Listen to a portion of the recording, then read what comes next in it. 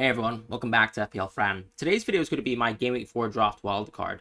This is really for people who, in my opinion, have multiple issues in their squad. And the issues aren't necessarily what midfielders to get for the wildcard and who to swap out in terms of, let's say, the Arsenal and Man United mids, but more so people with very sticky situations. So if you have, let's say, 2 to 3 defender injuries, for example, if you now have a Kanji who's an issue, Reece James, Luke Shaw, these sorts of players, and you don't have players like Udogi and Gusto, or even a City defender.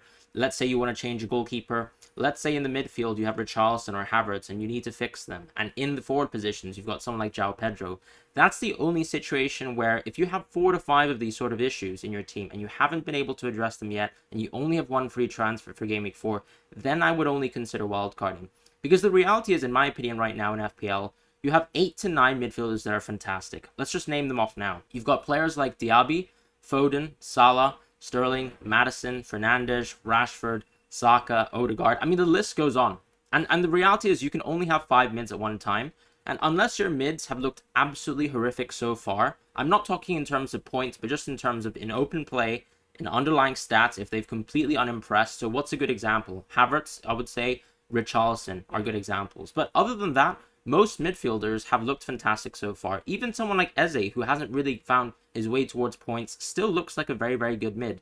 But let's go on now to the wildcard draft, after sort of my diatribe there.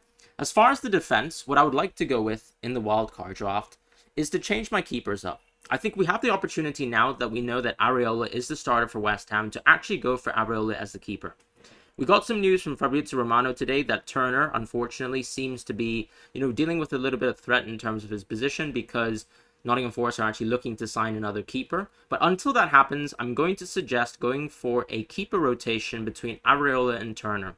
What's the best part of this rotation? Let's say if a new goalkeeper is signed, you're hoping that Turner gets to play Game Week 5, because that's the one bad game on Areola's calendar. That Man City game that he covers quite well by having a fixture that's decent on Game Week 5. And that's why I would suggest going with Areola and Turner. You save as much money as possible with your keepers, and you get a huge upgrade in terms of what 8.0 million provides to you within your team.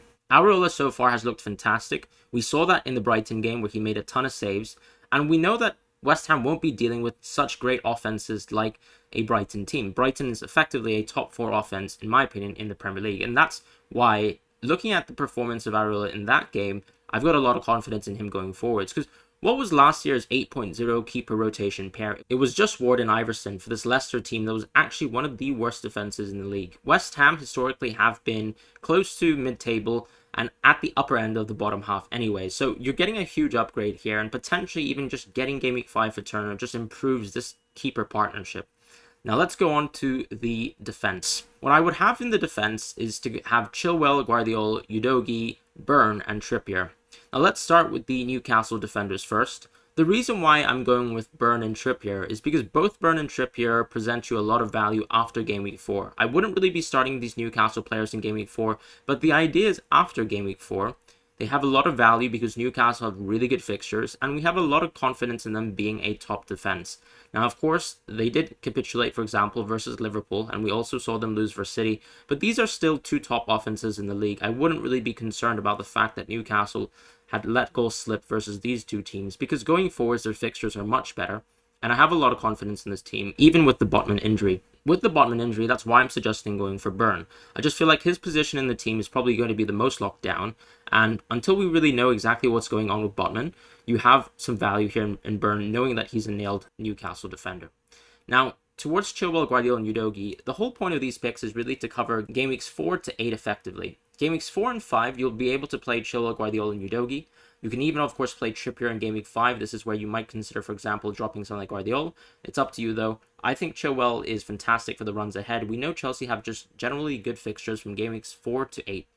Now, with Guardiola, you just have confidence in a City defense, and maybe you think that you can get a cost saving here from Diaz, which I think is very valuable. And with Udogi, he really just covers 2 essential fixtures in Game Weeks 4 and 5. Game Week 4 in particular is nice because we know that this Newcastle team unfortunately just don't have a good fixture in there. And so it's a good time to actually just consider using Udogi as a gap spacer. And on top of that, too, he provides you a lot of value just because he's at 4.5. And now you actually have a really, really strong bench for the future, and that could actually add a lot of value.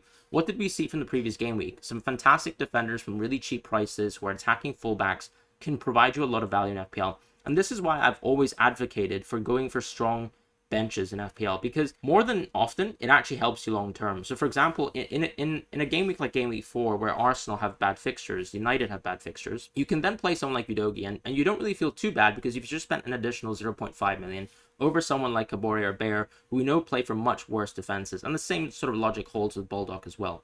So this is why I would go with these defenders. Why am I omitting an Arsenal defender, and why am I omitting a Brighton defender? In my personal opinion, I think the issue with the Arsenal defenders is that we don't really have an attacking fullback that is of such a quality. And when you look at, let's say, comparable defenses, you've got access to a Newcastle centre back or even a left back in Dan Burn, who is of course just 4.5 million, as opposed to, let's say, the 5 million that we have to spend for someone like Saliba. On top of that too, I think you just don't have any nailed Arsenal fullbacks. We know that that can change quite a lot. Zinchenko, for example, hasn't got enough sufficient minutes so far, and their fixture run is actually not that great. On top of that, I think the same logic holds for Estupiñán. Now, I know a lot of us have put in a lot of value in Estupiñán. You might want to consider keeping Estupiñán. For example, Guardiola can still be Estupiñán if you're really fearful about the fact that Estupiñán is a very great attacking fullback. But going forwards, if you look at the fixtures for Brighton, I don't really see an opportunity to actually play Brighton fullbacks outside of game week 6. So it's really just your decision here. Do you want to keep the value in your team, or do you want to attack the fixtures going ahead and sort of skip out on Estupiñán? In terms of the midfield, though, I would actually go with Fernandes, Mbeumo, Saka, Maddison, and Sterling. The one key omission, I suppose, is going to be Foden here, and of course someone like Rashford, but you can't have them all. This is the sort of midfield landscape that I think is really nice. Fernandes is someone who you can probably actually bench in game week 4. This is the whole idea of this draft, to actually create a really well-rounded draft that covers all the good fixtures, making sure that you have enough depth to actually cover, let's say, when someone like Fernandes has a bad game week in the future. So Fernandes, of course, sits here. Penalty takers are something that I think are essential in FPL if you can get good value for them, and also if they actually provide a lot of value in open play. What we've seen so far from Fernandes outside of the penalty taking in Nottingham Forest was actually just the fact that he's done a lot of great things in open play. He could have actually had more access to points, and you can even argue that he could have had 2 penalties already. So that's why I think Fernandes is a fantastic pick. And the same logic holds with Mbeumo and Saka, with Saka taking the most recent penalty again over Odegaard, as opposed to the previous game week in game week 2. I just think that I'd much rather pick Saka over Odegaard, and I probably wouldn't go with a double Arsenal mid if I had the chance to wildcard right now. So this is why I'm going with these sort of 3 players that have sort of been template from game week 1. And then for Maddison and Sterling, I would go for these players because game weeks 4 and 5 are fantastic for Maddison, and game week 4 to 8 is really good for a player like Sterling. The idea with someone like Maddison or Fernandes is that they sort of have overlapping fixtures, and you can sort of rotate between them as well. And then in the forward position, what I would have is actually Haaland, Jackson, and Alvarez. The idea here, of course, is to go for the triple optimal Chelsea lineup. I myself own Gusto, but I think the idea with Gusto is that his time is cut too short because Reece James is set to come back by game week 5, and you're not going to get much value out of a defender even if he's at 4.0 for just 1 game week of play. That Luton Town fixture has come and gone, and the opportunity to actually go for nailed Chelsea players is here. So you can go with Chilwell, Sterling, and Jackson that I think are actually very, very underpriced for what value they present.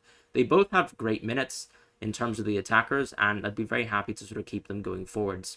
And with Julian Alvarez, this is the sort of player where you just go for game week 4. You've got a Fulham home fixture, and there's an opportunity to, let's say, bench Bruno and then actually have Bruno for the good fixtures after game week 4, and that's why Julian Alvarez will cover. In terms of the lineup for game week 4, this is how I would actually line up the team. I would go with Areola as my keeper, Chilwell, Guardiola, and Udogie as my defenders. I would have Mbeumo, Saka, Maddison, and Sterling in my midfield, benching Bruno Fernandes this week, and then I would go with Haaland, Jackson, and Alvarez.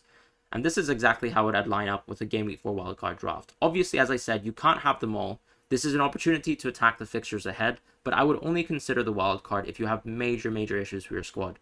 4 to 5 issues that are truly worth changing. I would not just simply think about swapping, let's say, Jackson and Sterling around as a good enough reason to wildcard. And ultimately, it's up to you. It's your decision, but that's what I would do with the Game Week 4 wildcard draft. Let me know what you guys think in the comments below, and I'll see you guys in the next video.